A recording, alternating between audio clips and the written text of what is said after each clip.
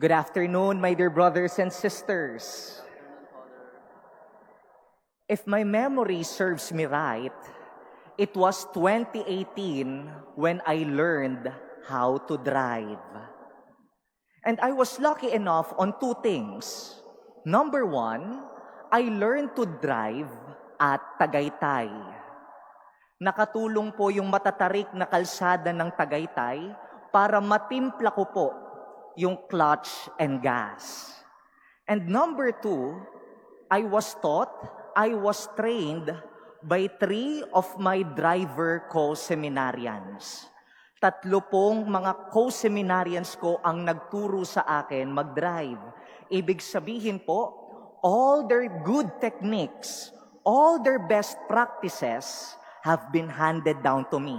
Hindi lang ng isa, hindi lang ng dalawa, kung hindi ng 3 driver.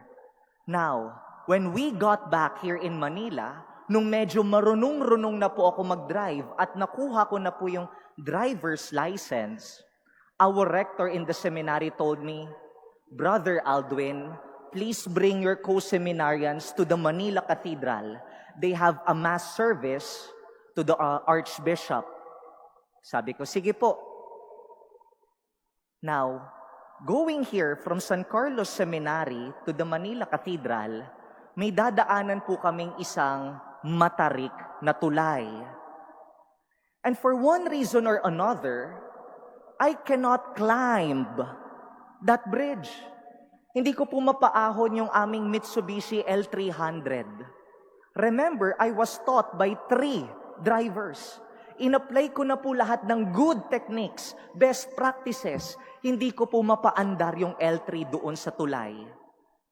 And then one of my co-seminarians told me, Aldwino, allow us, your passengers, to go down. Pababain mo muna kami. Kasi kapag mabigat, mahirap umakyat. Kapag mabigat, mahihirapan kang umakyat. Why am I telling you this story, my dear brothers and sisters? We heard in our gospel for today the story of Lazarus and the rich man. Now, I do have a little problem with our gospel this afternoon. You know why? It seems to me that God is partial.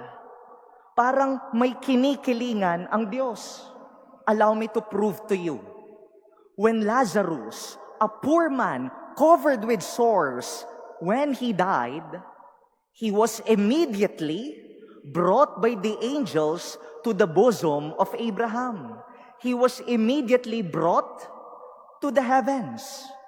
And when the rich man, who wore fine linen and dined sumptuously each day, saan po siya dinala? The rich man was brought to the netherworld, to hell. Now, I was asking the Lord, Lord, umamin ka sa akin, galit ka ba sa mayayaman? Galit ka ba sa mga may kaya? At ang love mo lang ang mga poor? Kasi yung poor, si Lazarus, diretso sa heaven, and the rich man went to the netherworld. Umamin ka, Lord, in my prayers, are you angry to the rich? And then I realized, God is not angry to the rich. Rather, what brought that rich man to the netherworld? Bakit siya napunta sa ibaba? Kasi po, masyadong mabigat ang kanyang ari-arian. Masyadong mabigat ang kanyang kayamanan. His attachments to worldly allurements, his attachment to his material possessions, that is what dragged him down to the netherworld. Ang kanyang pagkapit sa mabibigat niyang kayamanan ang nagpabagsak sa kanya. Samantalang si Lazarus, no possessions, no properties, so light, sobrang gaan, kaya madaling nakalipad papuntang kalangitan. My dear brothers and sisters, our readings for today is simply teaching us, learn to let go and be detached of your material possessions. Be warned by our first reading. What did we hear from the prophet Jeremiah? Sabi niya po dito, "Cursed is the man who trusts in human beings, who seeks his strength in flesh. Cursed is the man who trusts alone in his riches and material possessions." Pag ang puso at utak masyado pong nakatutok sa kayamanan, little do we notice it, these possessions are slowly pulling us down to the netherworld. Now I get it, why we have the 3 pillars of Lent: prayer, fasting, and almsgiving. What are they for? These are helps for us to be detached, for us to let go. Prayer, learn to let go, learn to be detached from your time in social media so that you get to spend time praying with the Lord.